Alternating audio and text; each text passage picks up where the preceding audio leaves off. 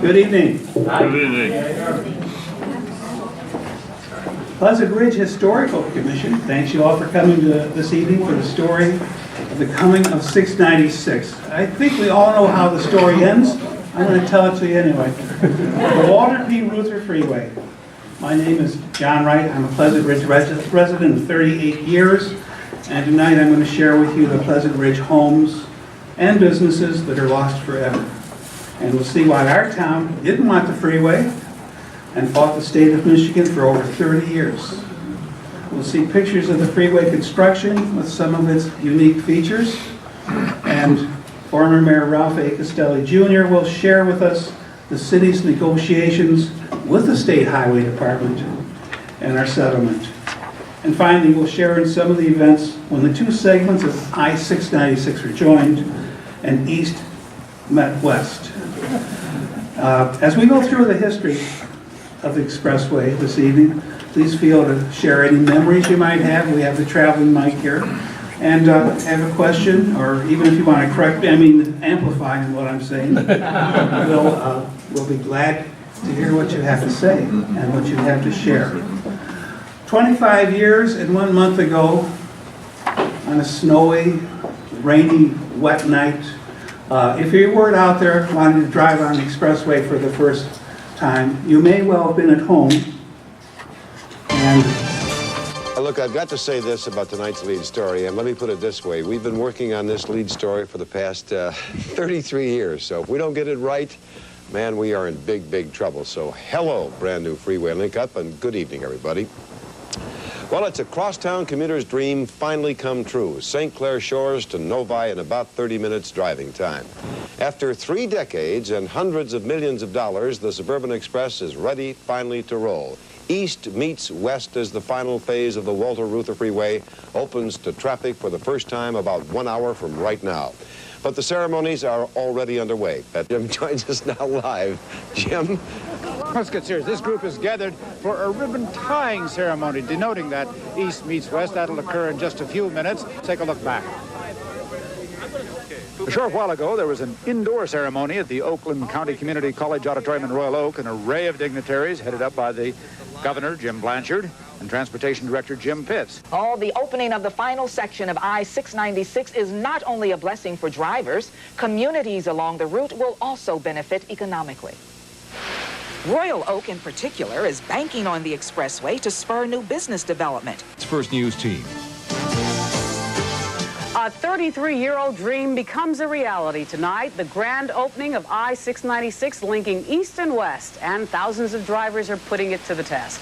Good evening, everyone. Our top story tonight, the celebration of a crosstown connection. They have just pulled the barricades, and you're seeing the result right now. Here's what I-696 does. Ties east to west all right, plus completes the beltway around Detroit. But right now, most of them seem happy it's finally open. I think that now that it's open, it'll be less hassle, actually, for us. Good evening, everybody. Well, if the cold, cold weather doesn't mug your battery and kind of zonk your car out, and getting from the west side to the east side and from the east side to the west side tomorrow is going to be a whole lot easier than it was today. Grand opening of Phase 3 means that you can drive now all the way from St. Clair Shores way out to Novi in about 30 minutes and then back. A lot of people will have their drive time cut by about 50%. And Channel 7's Dave Gilbert has more on the night that a whole lot of people have been waiting for 130,000 drivers expected to cruise on the Reuther each and every day. Transportation officials telling us this new stretch will immediately ease traffic problems on all the various mile roads, and there are a lot of them. Governor Blanchard is confident this tremendous investment will trigger economic growth and create jobs along the way. The long journey is over as East finally meets West. What you're seeing is a live shot tonight of that new concrete stretch in Metro Detroit where the rubber meets the road. Good evening, everyone. I'm Amir Jacobson. And I'm Roger McCoy. It's the same place where East meets West. And simply put, 696 is now open to traffic. We begin our series of reports tonight on the long-awaited opening of 696 with a live report from TV50's Julia Jackson. And Julia, I know it's cold out there, but a lot of people are still hot to trot on 696 tonight. What's happening out there? TV50's Cheryl Hurd takes a look at how it all began.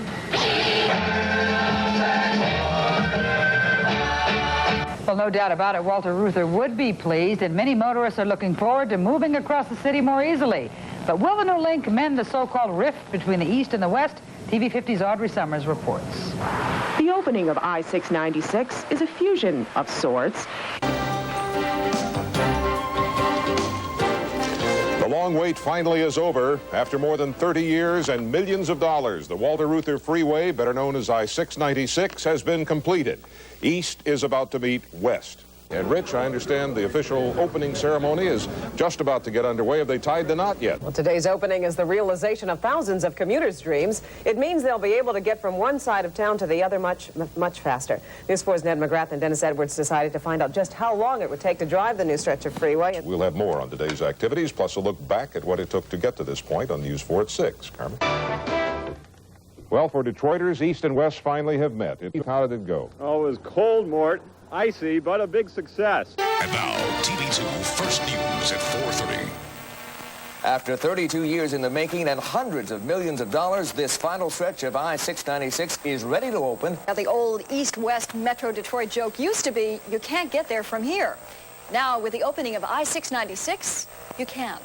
Tonight at 6, the westbound lane of the final stretch of freeway will open to motorists. We have a live TV2 team report tonight on the 696 opening, covering everything from the dedication to what the final phase means to area businesses. And now, TV2 Eyewitness News at 5. Hundreds of motorists are standing by, waiting to be the first to drive on the final link of the long-awaited I-696 freeway. Good evening. I'm Joe Glover. And I'm Dana Eubanks. Our top story tonight, the year was 1957.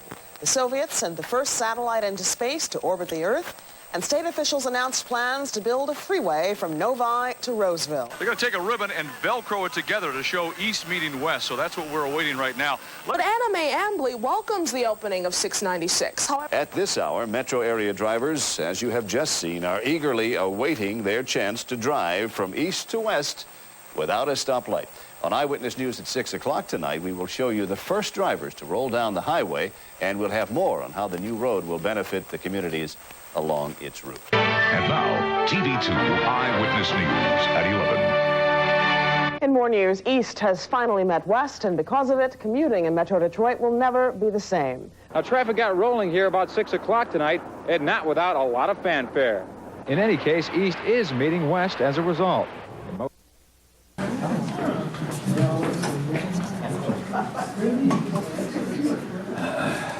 The idea of a crosstown expressway or superhighway goes back a long time. The original east-west road would have been 8 mile, or baseline, as it was plotted back in the 1800s. And as Detroit grew, mainly because of automobile manufacturing, planners and highway engineers looked to a system of superhighways to handle post-World War II traffic. And one such highway would have been I-94, which was called the Detroit Industrial Expressway, which got people out to Willow Run during the war. And another superhighway was a Davison, which some called the I-696 that was never built. And that was going to connect the Southfield to 94 near the on the east side. An early plan even showed 11-mile road as an early planned east-west superhighway, plus 8-mile road as well. Here's a map from the 40s showing in red proposed superhighways in Detroit, and one of them would have been along Mound Road, another would have been Fort Street, Grand River, and even the Van Dyke Expressway, all of which were never built. And of course, they still wanted to have 8 Mile be the superhighway as well. By the time the 1950s arrived, it was too late to make 8 Mile an expressway. It was as wide as it was going to get, and population and development was already moving out beyond 11 Mile Road. And little did anyone realize, it'd be 40 years before that new crosstown superhighway would be complete. Indeed, it would be many years before anyone would even know the final route. In the meantime, men would fly into space and walk on the moon. A young Jim Blanchard would be walking to Roosevelt School. Families would still be sipping sodas at the Wigwam, and cars would continue to creep along congested mile roads.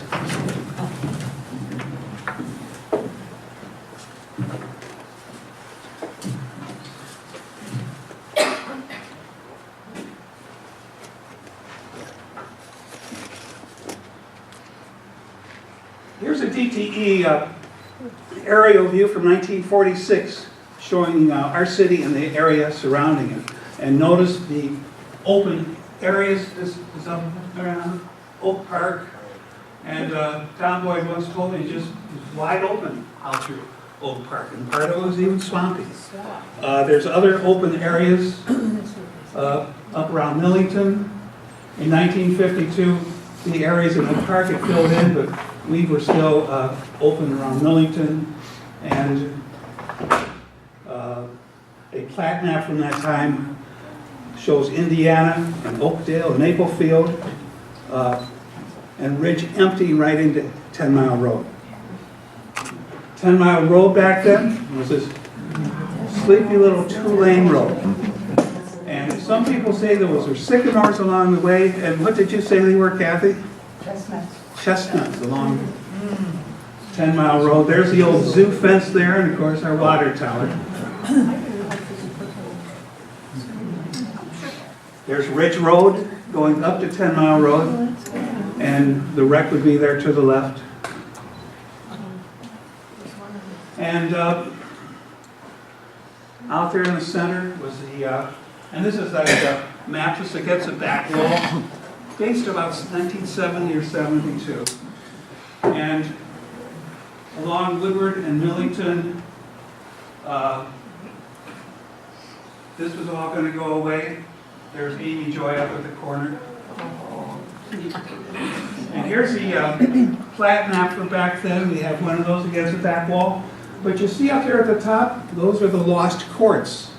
As you drove down 10 Mile, you would see these little streets coming off of 10 Mile, and there'd be all these little houses along there. There'd still be houses facing 10 Mile. And there they are right there, coming off of 10 Mile and coming right down there, these little courts that would take up the space back here behind us now. Plus, part of them are buried under eastbound 696. So, East Court, Garden Court, Woodland Court, all of these had homes. And we're just going to take a look at all the homes that are no longer with us. Here's the first court.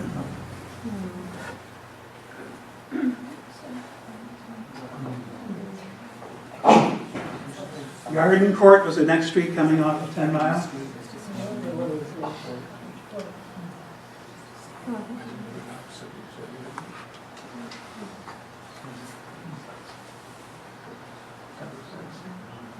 And Woodland Court was the last street, last court.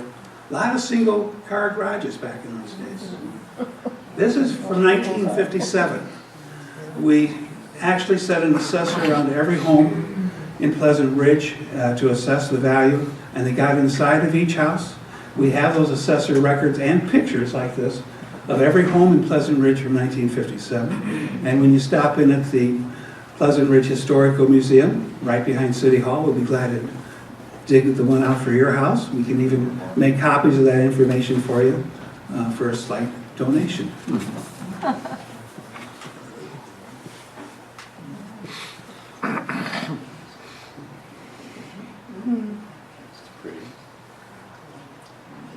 Then here on 10 Mile Road, this is the block between Ridge and Woodward.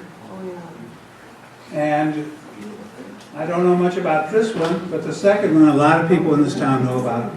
This was probably the oldest existing home in Pleasant Ridge, as I understand. It was like 160 years old, and it was moved up here from Cambridge and Ridge. And Eva Briggs turned it into a portrait studio.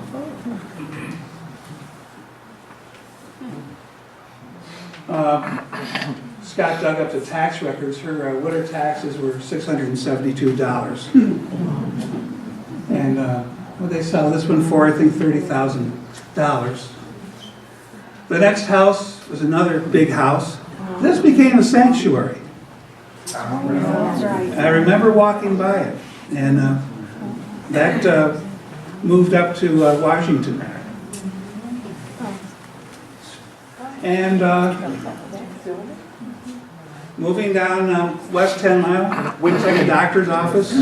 When you say moved up there, they moved the house? Nope, the house was leveled. But the sanctuary, what they did, they just found another house on Washington. What was the sanctuary? It was runaways. Common ground. Volunteered. Still is. Ah, good. Here's 501 West 10 Mile before and after. This one got torn down in 1982. A lot of people, when they find their folders up at the museum, will bring in more recent pictures and drop them in, which is kind of a neat thing to do. Moving down West 10 Mile towards the west.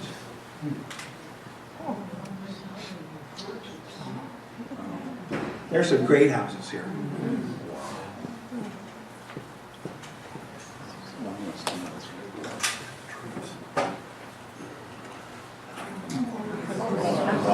The country store at the corner of Maplefield and 10 Mile.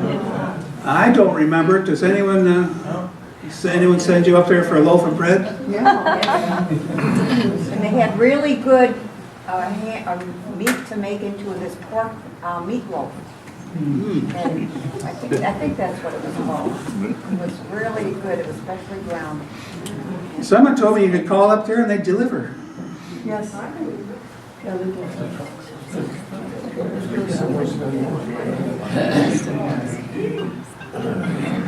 Now Maplefield emptied right into 10 Mile. So these are the lost homes on Maplefield.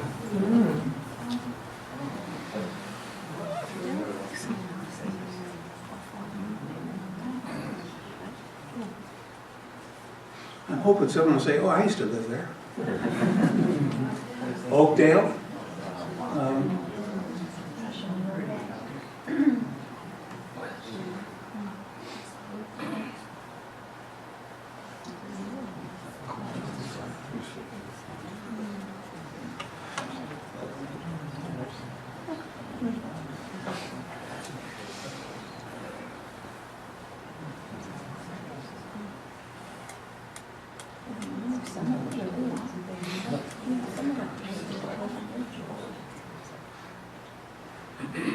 We're at Fort Ridge right now, and this is the house that was at Fort Ridge.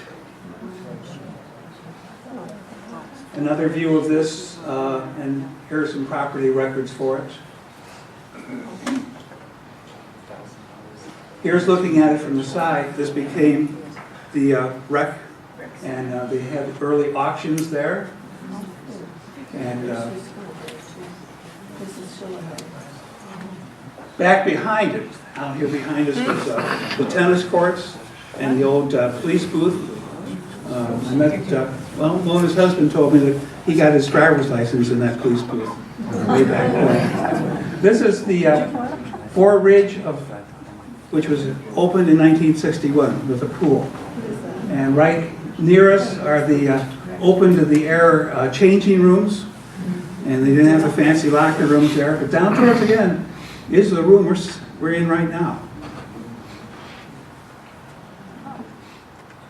Then across the street from us was 7 Ridge, which is no longer with us.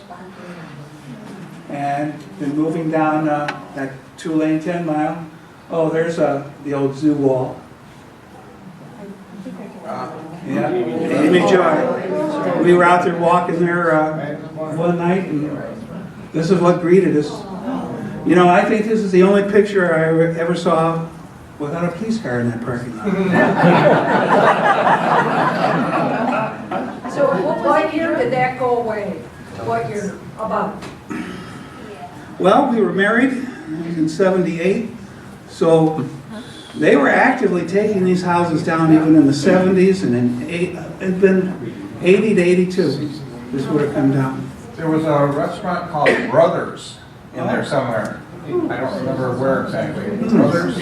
Red Barn? No, Yeah. this is before the Red Barn. There was a lot up there. Yeah. Up in that triangle. It was on this side of the town or the other side. Now here's East 10 Mile. We're going to start down here. This is the railroad tracks crossing 10 Mile. This little building here was the Pleasant Ridge train station. And you could park there and catch the Grand Trunk downtown in the morning, and the Grand Trunk commuter train would bring you back in the afternoon.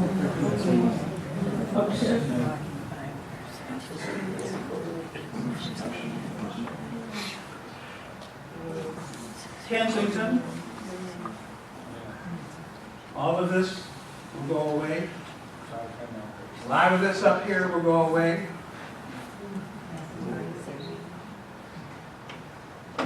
Moving west along 10 Mile. Again, here's Kensington that is still with us, and it's still with us. Just it's 10 Mile that we're going to lose. And this is right up to the corner. Main will be right about there. And now we'll start with this house and head back west.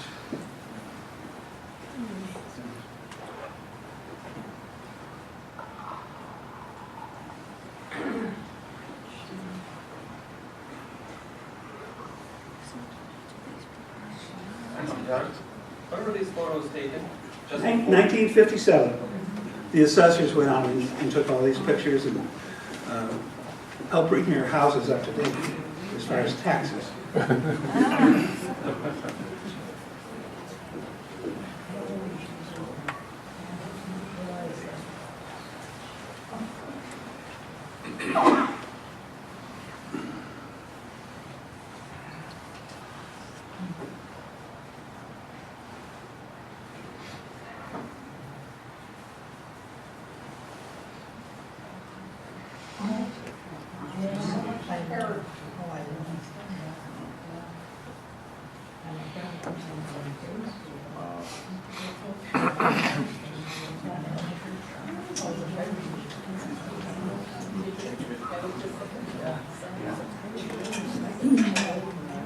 John, how many houses were lost in total? 124 houses. 9 commercial or industrial businesses. And some parklands.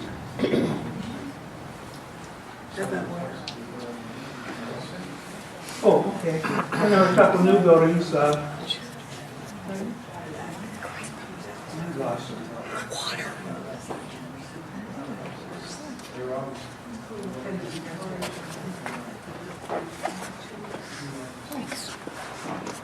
Oh, wait a minute. Yeah, I'm just kind of wondering what they're talking about or what they're thinking about. There they are again.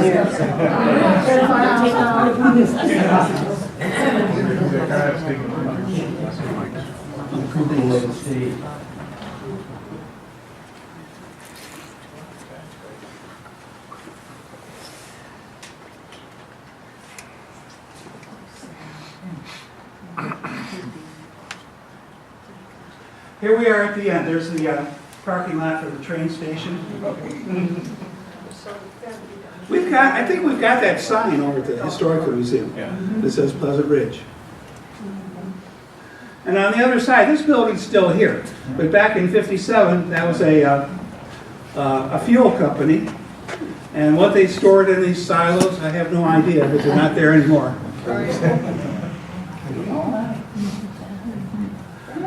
Here's a place a lot of you will remember. This is up on Woodward. And there's the Hedges Wigwam. There's early Hedges Wigwam. Oh my gosh. Now where was that? That was on the corner. That's in the triangle with 10 Mile across the top, Woodward on one side, and Main on the other. And right in the middle of the triangle was Hedges Wigwam, owned by Roy Hedge. News on the ceiling. Yeah. And there's a nice picture of that, I believe, in the Pleasant Ridge Here and Now book as well. And the story I got from my friend Dave, whose dad owned that gas station, which was south of Hedges, was the city wouldn't let him get a license to sell beer and wine. So he walked away from it or passed it on to someone else, and it became a trading post. A well-known boutique, antique, some people say head shop. My wife picked up these beautiful candles there. Yes. I was never there. Don't you remember? They were too Yeah, that's right. Was that incense or what? I can add to that, Jack Christensen and Pat Witherspoon are the ones that ran that place. They graduated Southfield High School about 57. So they were the hippies. And that's Christensen building. I'd love to hear your stories. I went to Jack Christensen, like, lived next door to me later. Didn't that catch fire and burn down? It did. That's what I thought. It caught fire. My wife and her mother lived on Millington, and I guess they walked up and watched the fire, which helps us date that big mural against the back wall at about 1970, 1972. Didn't it catch fire twice mysteriously? I don't know. It's before my time. And there's the Shell station that was up there. And my mechanic, his dad owned that, and he says that they kind of got taken in 1972. Moving down Main Street is a number of doctor's offices that are no longer there. No Lavenduric. That's right.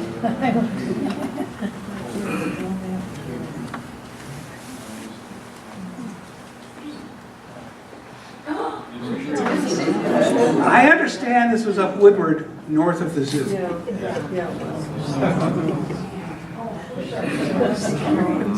Then across 10 Mile Road was Matthew Hargreaves. And I understand that this was Matthew Hargreaves. This was a Ford dealer, and they bought him out, and this whole end of that, on that side of 10 Mile, Matthew Hargreaves. Shot of that there on the corner. And I don't know where this is, but for some reason I want to have a corned beef sandwich right now. Anyone remember? Do you remember it? It would have been on Main. That's the folder that this came from. There was a drugstore, Bennett's Drugstore, that was right next to Bill Duret's doctor's office, and they give out coupons for a free ice cream cone to the kids, so we take our prescriptions over there. Good. Little ice cream cones. Oh. This building is still there, but anybody remember the Robert Hall jingle? Oh, yeah. Let's see if we can do this. When the prices go up, or no, wait, when the values go up, up, up, and the prices go down, down, down. Robert Hall this season will show you the reason. Low overhead, low overhead. Thank you.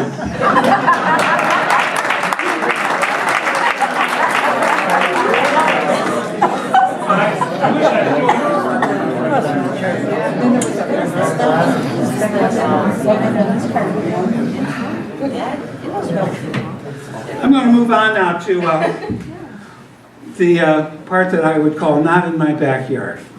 And in 1955, the U.S. Bureau of Roads, later to become the Federal Highway Administration, approved Michigan State Highway Department's recommendation to include an east-west freeway to serve the rapidly growing areas of South Oakland and Macomb counties.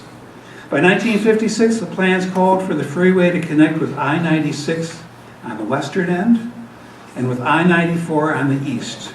In that same year, the federal Congress enacted the National Highway Act to create a 41,000-mile network of interstate highways, including I-696, which originally was going to be numbered I-98.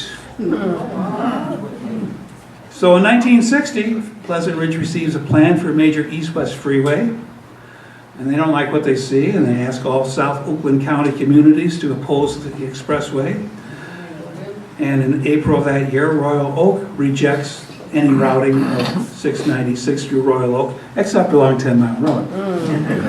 The following year, the construction began on the first section of the freeway, a 9-mile section of from I-96 to the lodge. And that section would be completed in 1964. Also in 1961, the State Highway Commissioner, John Mackey, releases a study recommending that the remaining 20 miles of freeway follow an alignment along 11 mile, except in Oakland County, where it would follow 10 or 11 mile road. And this plan came to be known as the EF plan, which would follow 10 mile road where a portion would dip south into Pleasant Ridge. That same year, as I showed you, the Pleasant Ridge Community Center with an outdoor pool was opened. Early stages of our city's fight against the freeway, and we didn't want it, were largely legal actions aimed at preventing the route along 10 Mile Road. This routing would result in a tax loss of 15% and take away 124 homes, 9 industrial commercial properties, and recreational land, like what was out right outside the window here as well. Active at this time was the Freeway Action Committee, composed of representatives of clubs and organizations from around the city. And they passed petitions, they wrote letters, sold bumper stickers to forestall the expressway. At this point, the cities had veto power over any route affecting their city. And the city even passed a resolution at that time to exhaust every possible legal means to prevent the route along 10 Mile Road. In 1964, the Michigan Highway Department announced anyway a resolution of alignment placing 696 south of 10 Mile in Pleasant Ridge. Anyway, so why didn't we want an expressway here?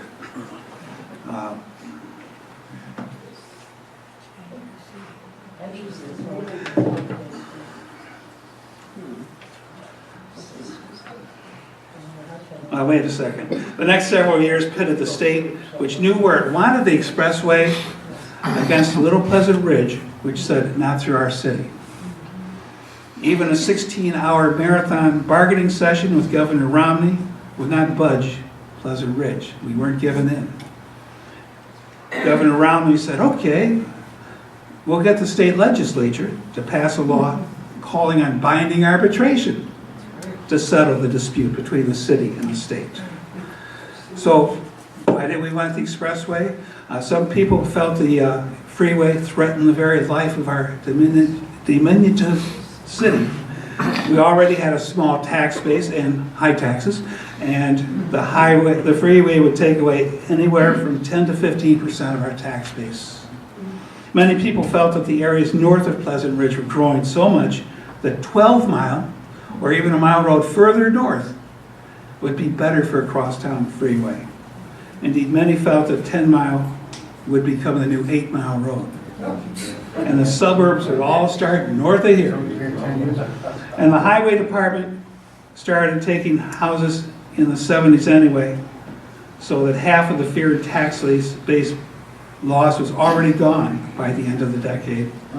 There was also a feeling, I remember hearing this one myself, that the operators of Hazel Park Racetrack had somehow caused the route to drop down from 11 Mile to 10 Mile to allow easy access to the 10 Mile track. That's funny, you get over there and those entrance ramps are awfully convenient. Many residents were fearful of the noise and the dust and the potential damage to their homes during freeway construction. Plus we had parkland along the route that would be lost. Overall, there was an uncertainty of what would happen to our pleasant little town. Indeed, some were afraid it would not even survive, losing all of that property there. In 1968, the state requested binding arbitration. A 3-member arbitration panel ruled against the alternative route that we were proposing, and instead they picked the Royal Oak Compromise, which essentially is what we got now. And we tried to appeal this, and Michigan Supreme Court denied our appeal. Meanwhile, construction began on the eastern section of I-94, going over to 75, or no, from 94 to 75. There was a hookup right there, along with that big interchange. In the meantime, Congress enacted the National Environmental Protection Act. And the act prohibited the use of recreational parkland for highways if there is an alternative. And if no alternatives exist, highway departments were required to get permission from cities to buy the land needed. And consequently, the Michigan Highway Department had to make those land owners whole by settling with cash or by replacing the required acreage. Acreage like right outside here where the ball field was and the other recreational land that we had. Pleasant Ridge owned 2 acres of parkland essential to the freeway route. City leaders, continuing the battle on behalf of its 3,200 residents, gleefully told the Transportation Department to take a hike. Meanwhile, across the street, they were ready and raring to go to make a settlement with the highway department over at the zoo in Rackham. So they picked themselves up a new zoo parking deck, a new entrance, a new train station, gift shop, restrooms, plus rebuilding the front 9 holes at Rackham Golf Course, came to a total of $12 million. They also, this led to the building of 3 massive decks over the freeway in Oak Park to eliminate a physical barrier confronted by the Orthodox Jewish community when walking to and from services on the Sabbath as required by their faith. In 1971, the Michigan legislature named I-696 the Walter P. Reuther Freeway, honoring the labor leader who had died in an airplane crash with his wife in 1970.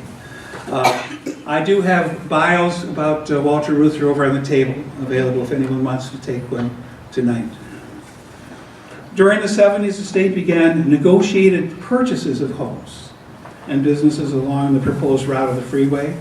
And during this time, developmental plans and studies were proposed and passed back and forth as the city's concern shifted from trying to stop this thing completely to minimizing the impact on the city if a route received final approval from the government. We have some of those ideas over there on the wall. There was an idea about just covering up the expressway out there and putting high rises on top. There was an idea about getting some of our tax base back by putting lots of condos and high rises along 10 Mile Road. There was an idea about getting our recreational land back by knocking down the next few houses along Ridge Road and putting recreational facilities down there. Lots of ideas. And finally, in 1979, the entire east section connecting I-75 and 94 opens. For 10 years, 696 would end at Lasher and would end at 75. And 9 miles in the middle, nothing there yet. And in fact, in 1980, the city passed a resolution opposing creation of a multi-level interchange at Woodward and 10 Mile.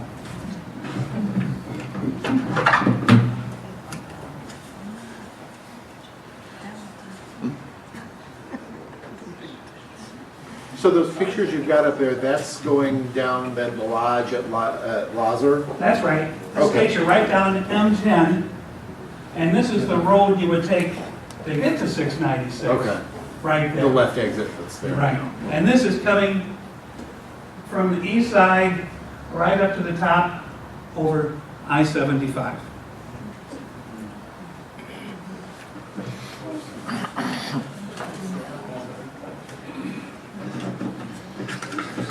And this is cards out of order.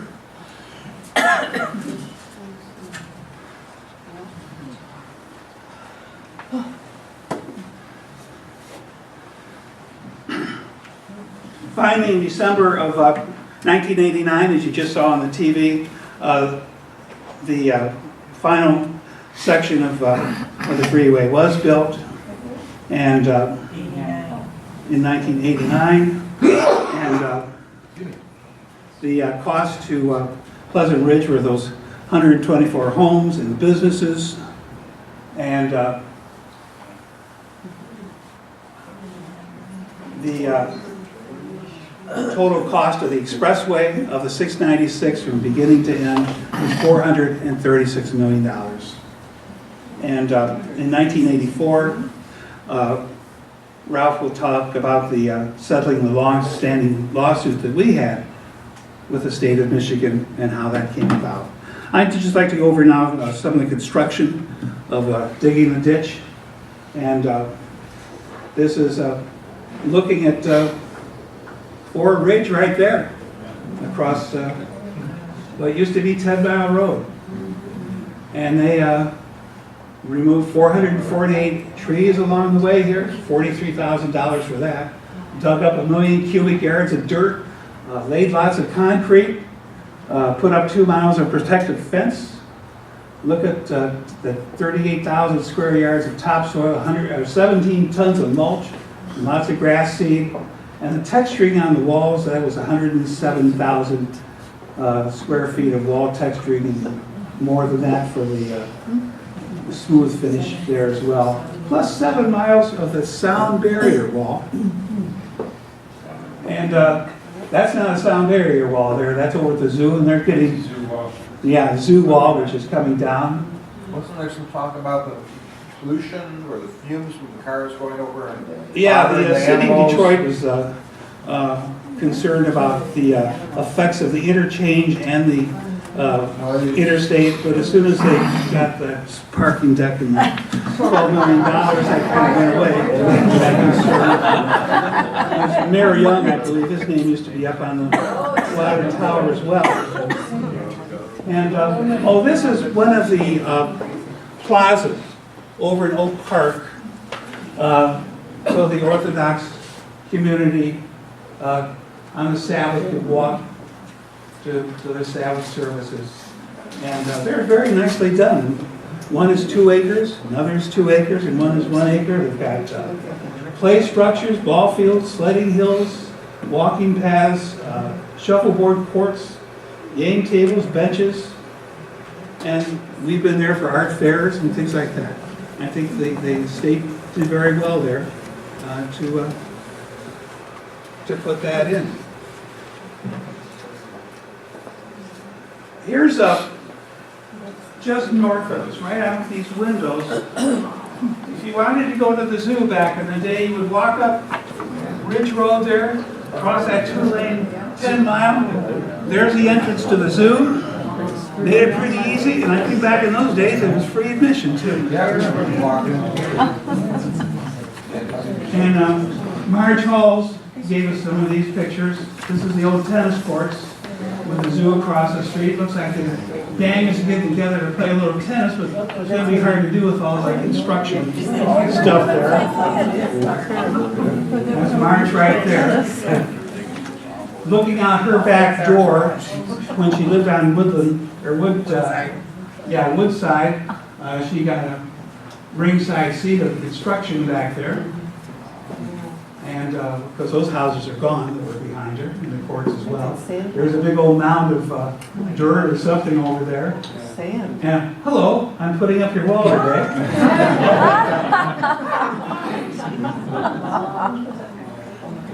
For a long time, Ridge Road was supposed to go through. And Ridge Road was to have its own overpass, so you could turn right onto the service drive or go over the overpass and turn left to get to the expressway. It was a great idea. I stood in this room during a Let's Fight the Expressway meeting, and I said, well, look, at least you can, we can still get out through Bridge Road right here, because I live just a block away from here, and it's a mile to get down Oakland Park, up Woodward to get to the expressway. Well, one night, they blood bricked it in. never to be open again, and they never put in the overpass. And our friends to the south of us were very upset because it was messing up the traffic patterns in their city. They even filed a lawsuit against us, and Judge Hilda Gage threw that one out. So it's been closed ever since, and I think I would agree. The last thing we needed was another expressway down Ridge Road. So I think that was the right thing to do. The middle section of 696 is 9 miles in length. There's 8 communities that it passes through. It has 7 interchanges, or 7 interchanges, including Coolidge, Woodward, Mohawk, Campbell. You can cross the freeway on 42 overpasses, and you take the train over one bridge and travel. You can travel underneath if you put on a scuba gear underneath the roadway out there in a 7-foot in diameter culvert that cycles out all the wastewater, the rain that falls on the expressway. And there were 37 contracts bid out for the section between Losher and 75. It created 2,600 jobs. And the construction began in September of 1983. And the Walter Tobey Construction Company of Wixom was a prime contractor for our stretch. Some of the unique features of this last urban freeway built in Michigan include 7 miles of aesthetically pleasing sound barrier wall, which were built early to prevent or to reduce construction noise and keep dust away from the residents in their homes. And the walls are 10 feet tall. They're nicely finished in brick and placed 10 feet away from the service road. Are they effective at keeping the noise out? No. I guess we get used to the white noise after a while. And there's also nearly a mile of earth berms along Maryland on the northeast corner of the interchange. And the freeway features those textured walls and unobtrusive lighting and signing. And landscaping was planted along the service drives. And I think out in our islands as well.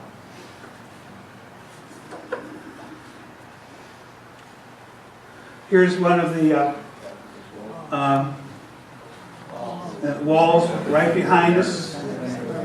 That's where we're standing right there behind those windows. And I guess I had a little bit of trouble with the bricks along some of those walls. We remember driving along and seeing all the bricks falling out of the walls. Well, they fixed that one for $1.9 million to put all the bricks back the way they should be. And here's the berms along Maryland, over in Royal Oak. Here's the Woodward 696 interchange with, I remember driving around this detour, that's northbound, southbound Woodward there. There's the parking deck for the zoo. Here's 696 is going to go on underneath that, and then Woodward goes underneath there. That Woodward ditch there goes down 50 feet, plus more underneath that for that 7-foot wastewater drain that I mentioned. Those drains, by the way, dip under other pipes and sewers and whatever that it passes near, like under, it goes under 75. Those sewers go underneath their pipes, and then the water comes back up under some sort of siphon action. And it follows 696, that 7-foot culvert, all the way to the east side, where it empties 300 feet out into Lake St. Clair. It does not connect with 12 towns. It doesn't connect with the 75 drain. So maybe that's why we were high and dry and they weren't. Bob Tierra, the MDOT engineer and ombudsman, who's in Florida tonight, tells me that the land east of here slopes down about 40 feet by the time it gets to 75. So we truly are on a ridge. In fact, we have a ridge, a 25-foot ridge is what they call sugar sand. And below that sand is a stiff blue clay. And not much further down below that is bedrock.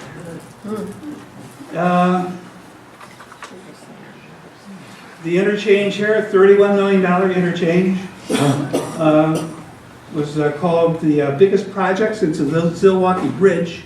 It's got 4 service drives, 9 bridges, numerous walls, reconstruction of 4 Woodward traffic lanes, plus 8 freeway lanes.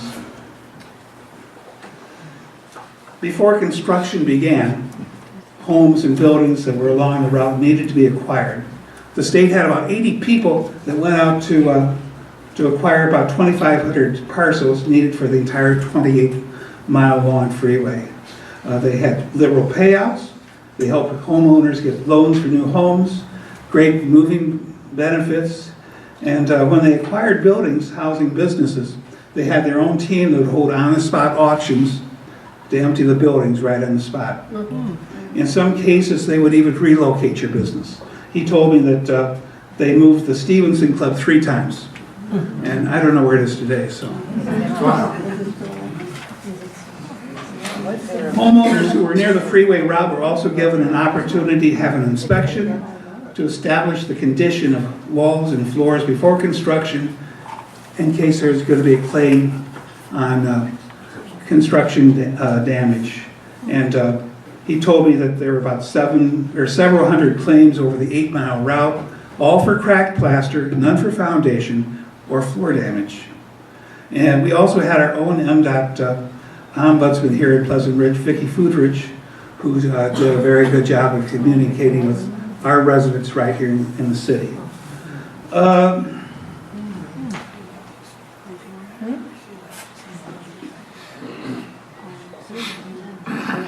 So, when the center section was done, in 1969 it was $2 million a mile they estimated it would cost. And by the time they actually completed it, it'd gone up a little bit, $54.5 million a mile, and the total cost was 436 miles. But 90% of that was from the federal government. Your gas taxes at work.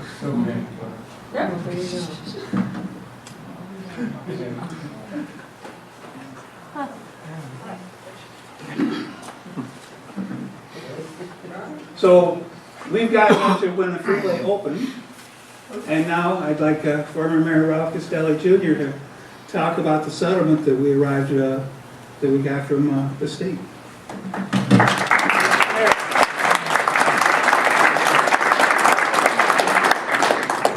Thank you, John. A trip down memory lane. My first contact with Pleasant Ridge was at the very beginning of the freeway dispute. Apparently I went to nursery school in this building. I'm trying to figure out where that nursery school is. I found my diploma after my parents died, and I went to Gateway Nursery School in Pleasant Ridge. I should have remembered that when I first ran for office. Did anybody see a very young Commissioner David Smith in that first film snippet at the Oakland University? And then you had longtime mayor, newly elected Mayor Fracassi, also in that snippet. There were many settlements with respect to the freeway. There was a lot of litigation. In preparing for tonight, I went through my notes. I asked the city manager to send me some things from the archives. I met with Don Gillis, who was city attorney through the entire ordeal. And we were amazed at as we looked at things, how much we had forgotten. So I compliment the Historical Commission for having this meeting tonight. I would urge them to take the Pleasant Ridge Then and Now rendition, which ends in 1981, and bring it up to date while those of us who still have some memory left can remember what happened. Among what was sent to me by City Manager Bruckman was what I call the Pitts letter. Now, Joe Marucci and then Sherry Ball and I read this Pitts letter over and over again over many years. And when I read it last week again, I looked at it and I said, what was the Swallow litigation that we settled? Because I have no clue what it was as far as the actual case. But as things transpired, There was the arbitration. There was federal court litigation before Judge Anna Diggs Taylor, which we lost. There was the attempt to block the freeway based on no environmental impact statement, and in Governor Blanchard's last days in Congress, he managed to get that through. It was after that that the federal court litigation was filed. As I said, that was lost. It then later became all about the money. Because how many people would like to have your taxes reduced by 15 to 20%? I know I would. And that is our loss of tax base from the freeway. There were proposals to functionally replace the land. There was a proposal to deck over and let us have recreation land over the freeway to replace the ball fields and the tennis courts that were taken. There are a couple of reasons that was turned down. One was, at that point, it was all about the money. Second was that the city had been the parking lot and the traffic pattern for the zoo for decades. And the people who had all the zooies parking in front of their houses were tired of that. And when we talk about the wall, part of the reason for the wall, part of the reason for turning down the deck was to keep that traffic, that foot traffic, that automobile traffic out of the city. And there was doom and gloom. I was a member of the Birmingham Rotary, and I remember Debbie and I went there for the only meeting of the year the spouses were invited around Easter.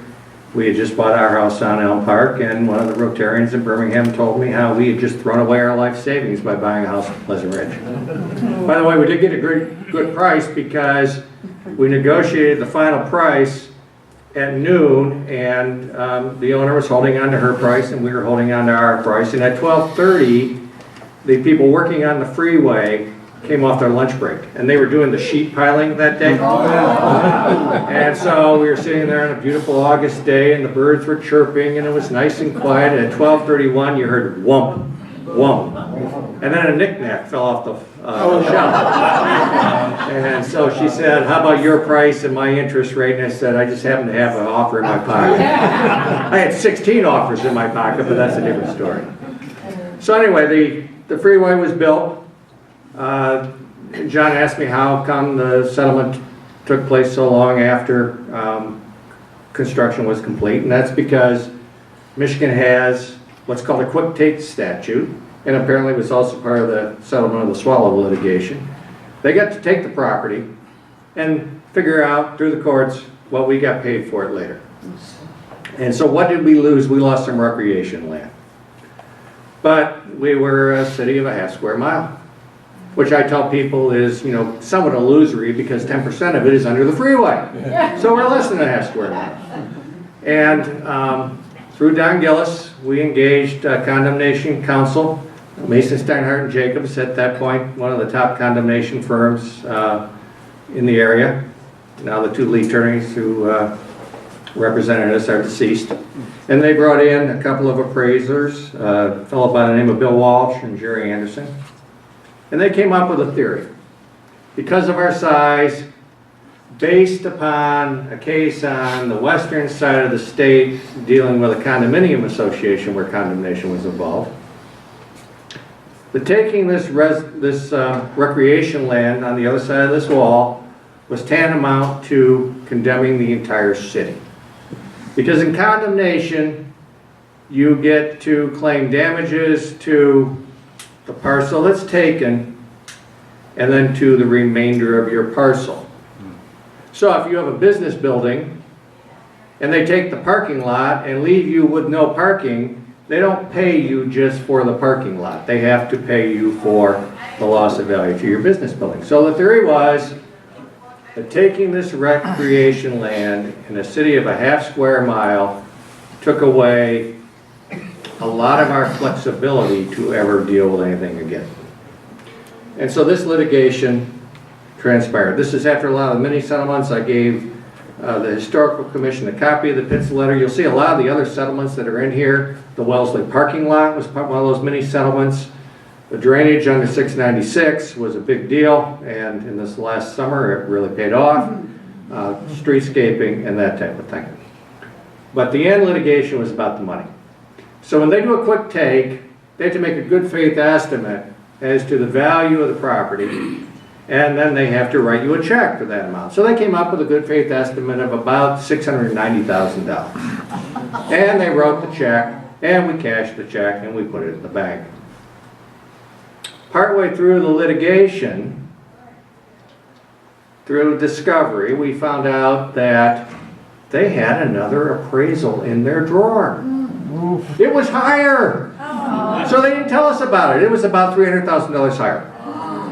So when that came out, they had to write another check.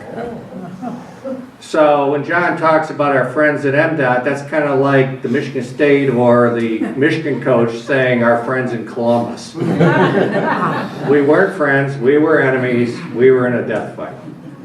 One of the quotes that we threw at him whenever we could was one of the MDOT officials in a moment of frustration said publicly, it was quoted in the newspaper, the best thing we can do for Pleasant Ridge is pave it over to be a parking lot for the zoo. Right. And whenever we could use that quote, we did. And I'll come back to that a little bit later in this story. So we were engaged in our litigation. We tried to settle it. They would not engage in talks. They'd already had to write 2 checks. We went to mediation. The mediators came up with a mediation award of paying us another $1,850,000. We accepted. Had they accepted, it would have been over. They rejected. We went to trial. On the eve of trial, we offered to sell for $1,180,000 or $1,850,000. They rejected. For whatever reason, when they impaneled a jury, they let a woman from Huntington Woods, who was the chairman of the Anti-696 committee in Huntington Woods, on the jury. Guess who ended up being the chairwoman of the jury? Immediately prior to the trial, the state had filed what's called a motion for summary disposition, which says City of Pleasant Ridge's theory that the entire city is the parcel and the entire city ought to be considered condemned as hooey, thrown out as a matter of law. They lost. So we were allowed to go to the jury, chaired by the woman from Huntington Woods, on the theory that the entire city had been condemned. Jury verdict was $3,800,000. You add to that 10 years of interest. You add to that the exposure of attorney fees, and the state's exposure became $8 million. Now, at that point in time, this city was pretty broke. You know, we had, you know, a major change that took place, I think, while I was on the commission before I was mayor, when Jeff Sherbo was mayor, was we went out on a limb and we bought Glocks for our cops. Because what they were carrying was 6-shooters from the 1930s that the city had gotten through, I don't know, drug raids or confiscations of some sort. And we had no capital plan, we had no capital, we had a dwindling tax base. In the early 1990s, if you remember, the economy wasn't the best. So at that point in time, even though we had this big jury verdict, we knew they were going to appeal. We looked at the makeup of the Court of Appeals and the makeup of the Supreme Court and said, we're not going to have this theory win. We need to talk settlement. Conceding pie in the sky now and getting a lot of money now, maybe getting less money later, it was in our interest to settle. They'd lost the case. They had a theory going up in the Court of Appeals that would mean the Haggerty connection would never be built. If we had won an appellate court decision, and especially if we'd won a Supreme Court decision, the Haggerty connector wouldn't be there, and they'd never build another freeway in the state of Michigan, at least not near a small city. They wouldn't talk. About that time, there was a lot of pressure on Brooks Patterson to engage in relationships with the cities in the South. He appointed Gene Chamberlain as the South Oakland County liaison, and Gene and I had gotten to know each other through a variety of boards we served on together. And the city wanted to talk. The lawyers kept trying to engage. No one from the state was engaged. So we had a city commission meeting. I got authority, I went to Gene, and I said, Gene, would you intercede on our behalf? Will you get the director of MDOT to at least take my phone call? And she did. And Don Gillis and I sat in my office, he was listening, I was talking, and I called the director, Pat Nowak, and our approach was, we're both public servants, we both represent the taxpayers, maybe different taxpayers, but we both represent the taxpayers, and the taxpayers expect us to at least try to talk and try to work this out. And he agreed. So in March of 1994, settlement negotiations started. The case was languishing in the Court of Appeals. It had been briefed, but no schedule had been set. They could have sat there for years. In hindsight, I wish it had sat there for years, but we were talking. We had a lot of meetings with our attorneys, a lot of meetings with the city commission, the city manager, and a lot of discussion back and forth with Pat Nowak. And I want to make one thing clear, because I do say this often. The mayor has no administrative power. And so everything that transpired was with the full blessing of the city manager, the full blessing of the city commission, and the full blessing of our city attorney. Our condemnation lawyers didn't want us to talk. They wanted to run the whole show. And so it was over their objection, but with the blessing of the city commission, these discussions took place. And we were real close to resolving everything in the fall of '94. So the entire time period here goes over about 6-7 months. We are maybe $150,000 apart at that point. And the Court of Appeals finally schedules oral argument. And so everything stops. An oral argument takes place. I get a call from Fred Steinhardt that afternoon. I said, how'd it go? He said, well, not too well. So we had, as the panel, we had 2 Court of Appeals judges and 1 circuit judge, a trial court judge, sitting by assignment. And it was clear to Fred that 1 Court of Appeals judge was with the state, 1 Court of Appeals judge was with us, and it was all going to be up to the trial judge sitting by assignment, who nobody had any clue how he'd ever rule on an appeal because he'd never authored an opinion before. So the last back and forth between council and the panel, remember the comment about paving over Pleasant Ridge? The trial judge sitting by designation says to the MDOT lawyer, isn't it true that when you condemned that ball field and you built that freeway, you drove a stake through the heart of Pleasant Ridge? And he shucked and he jived and he tried to duck the question, and that judge was not going to be ducked. He asked the question 4 times. And finally, the MDOT lawyer said, well, Your Honor, if we did, it was a non-compensable heart. So 2 hours later, I get a call from Pat Nowak, director of MDOT. He says, I'm calling as a courtesy, professional courtesy. We've got a good relationship, but I just got a call from our lawyers. And I said, Pat, I just got a call from our lawyers too. I imagine your lawyers told you did pretty good. He said, well, they did, and so I've already signed the letter, but I'm giving you a heads up that there's a letter coming to you tomorrow that says, you know, we're sorry, we tried, but all negotiations are over, all offers are off the table. I said, Pat, did they tell you about the non-compensable heart? He said, no. I said, well, you know that comment about paving over Pleasant Ridge? So then I relayed to him the story about the non-compensable heart. And I said, believe me, when we go on, every brief's going to start with a non-compensable heart. And as we discussed early on, I forgot to mention this, or well, I guess I did refer to the Haggerty connection. I said, just remember this also. If you win the appeal, we get another trial. We may not get 3.8, but we might get 3. We might get 2.5.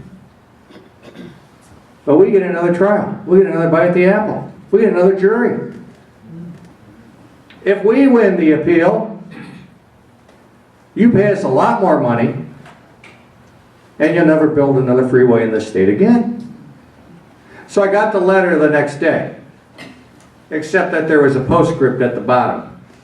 By the way, if you want to continue talking, give me a call. And we settled about 2 or 3 or 4 weeks later for $50,000 or so, because I can't remember exactly, more than what their last offer had been before the oral argument. Now, part of the settlement then proved to be what happens if the decision comes down before the check's cashed. So, part of the settlement was, as soon as the document is signed, if the Court of Appeals decision comes down, either way, the settlement's good. So if we get affirmed, we get the settlement amount. If they get a reversal, we still get the settlement amount. So, settlement's signed, checks being requisitioned. The state's supposed to sign, prepare the stipend order of dismissal, never comes. So about a week or two later, I call the Attorney General's office and I introduced myself, I explained the background, and I said, I don't have the stipend order of dismissal. Oh, don't worry, it's not important. If the decision comes down, you still get the money. I said, okay, so if the decision comes down and we win, I look like the guy who just gave away $4 million. Decision comes down and you win, Pat Nowick looks like the guy who just gave away $4 million. But flipping back to if we win, you'll never build a freeway again in the state of Michigan because the case will have been settled, you'll have the authority on the books, and you'll have no way to appeal it. And that would have been the theory that the ball fields were tantamount to condemning the entire city. I got the stipend order in the mail the next day. That was entered, the decision never came down, we got the check. Now, as part of finding the common ground to arrive at the dollar amount we settled at, they kept saying, we don't like to write checks, we like to build roads. So part of the way we got to the $4.25 million was to agree that $700,000 really wasn't a check to us. They were going to build us a couple roads. Joe Marucci, then city manager, said, we can build the roads cheaper than they can build the roads.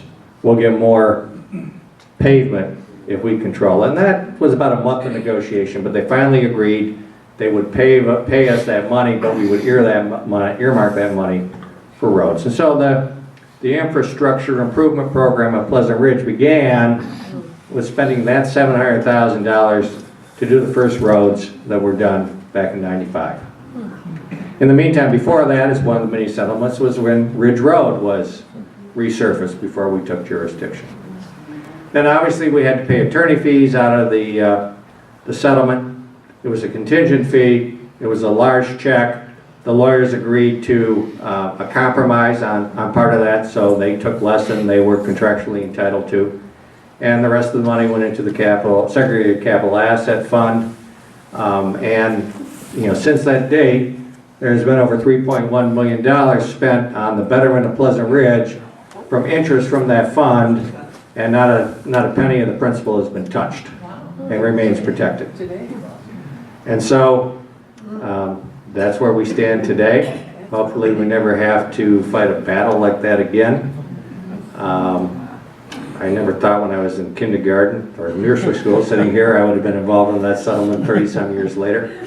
But that really was the turning point for this city because it was doom and gloom. Investing in a house was risky. Obviously it was risky in the last recession too, but things have turned around. Part of the other reason, by the way, that we were trying to settle was that by the time we would have had the retrial, our story that the freeway destroyed the city would have been proven wrong by subsequent events. Thank you, everybody. John.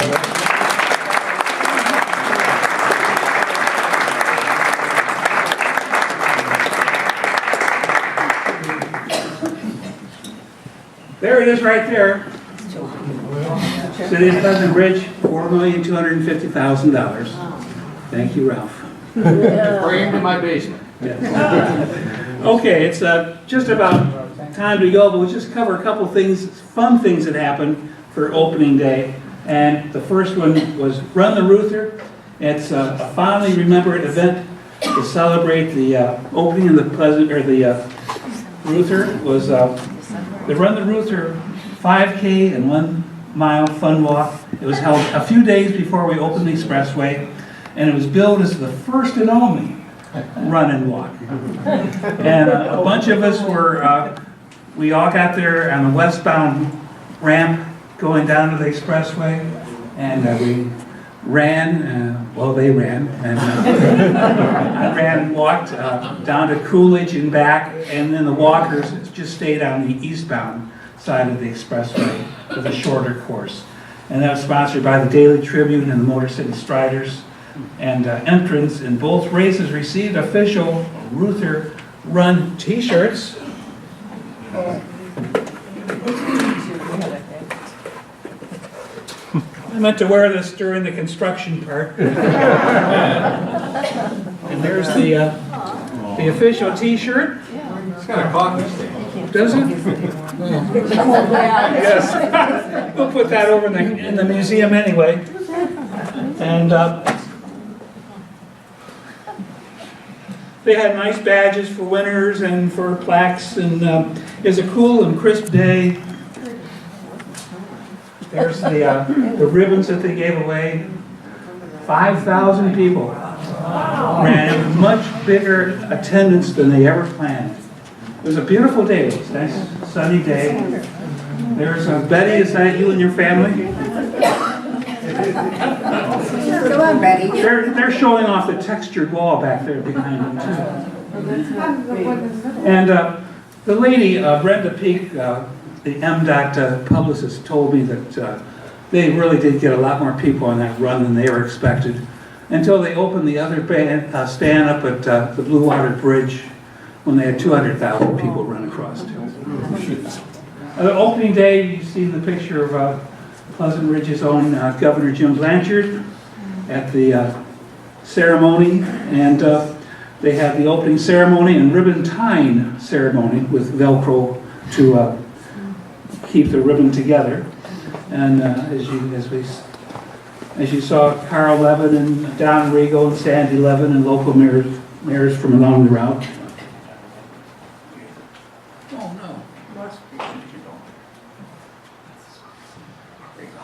Oh, okay.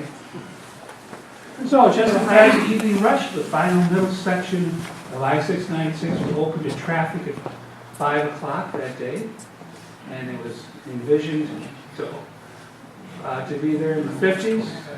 And the Detroit Free Press noted that less than an hour and a half later, we had our first accident.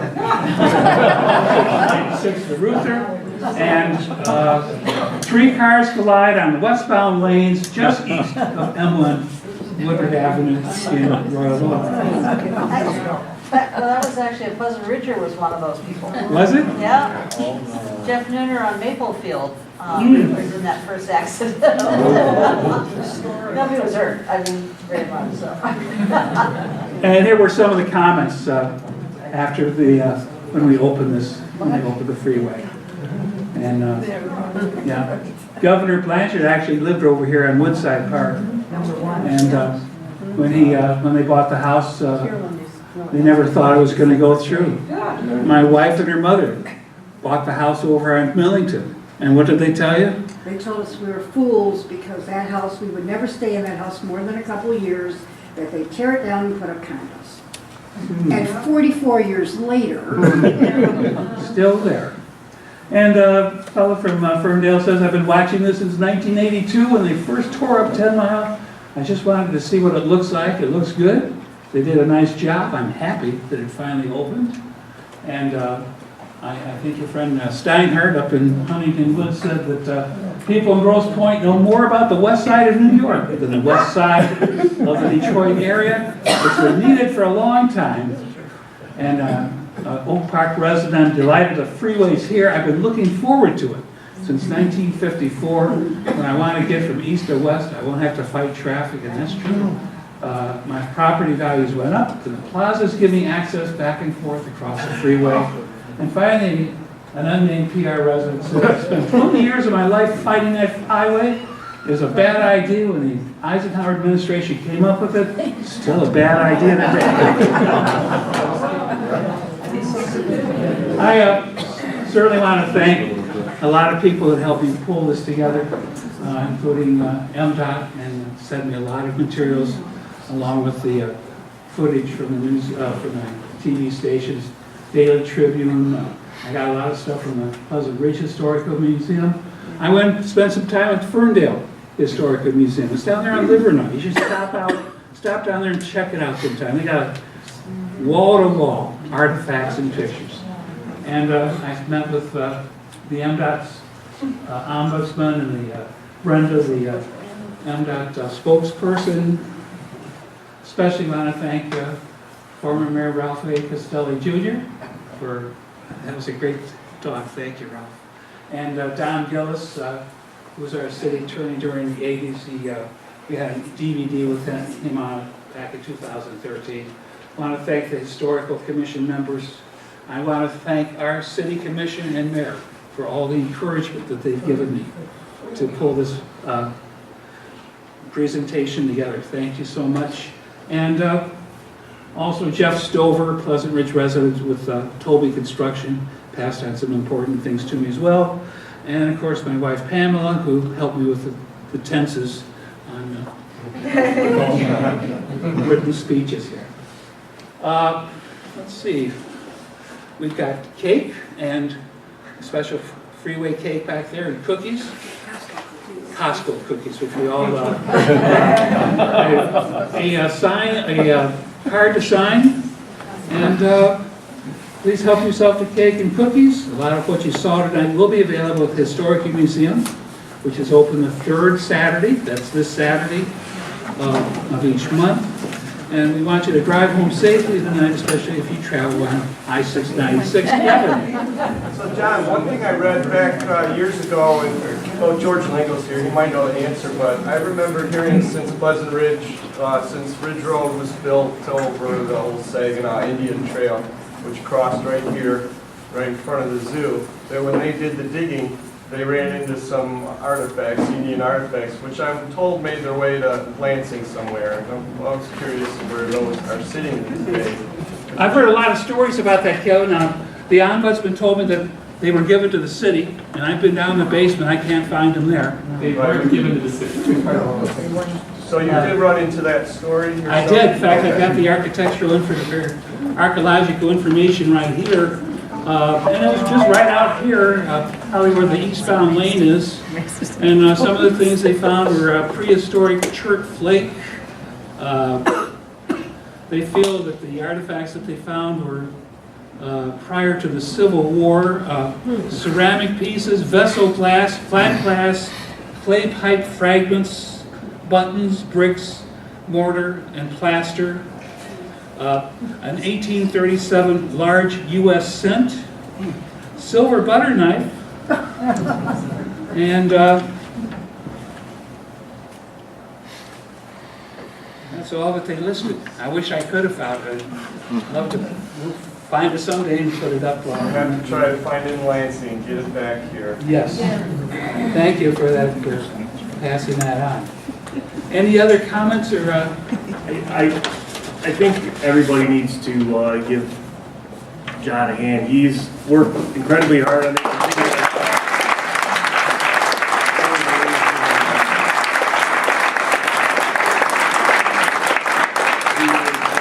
He put all the PowerPoint together. We helped clean it up a little bit for him, but I'm telling you, he's put his heart and soul into this, and I think it shows. I think it was a great presentation, John. Thank you very much.